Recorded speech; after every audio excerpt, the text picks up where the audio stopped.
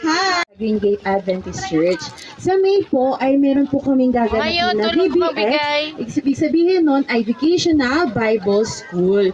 Kung saan, kung anong ginagawa natin dito, mas maganda pa doon. Kasi may mga activity kayo. May magkukulay, may gagawin kayo ng mga iba't ibang mga artworks. Ayan. At makakarinig din tayo ng mga kwento sa Bible. Ayan. Ito po ay gaganapin po sa May. Kung sa mga magulang po, kung gusto niyo po isama yung inyong mga anak, kami po ay babalik dito upang i-imbita po kayo. Wala pa pong exact date, pero sa darating pong May, next month na po ito. Bali, ito po ay programa sa umaga. Umaga po ito, no?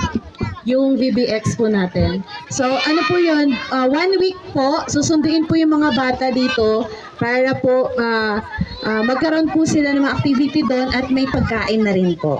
Yun lamang po at maraming salamat.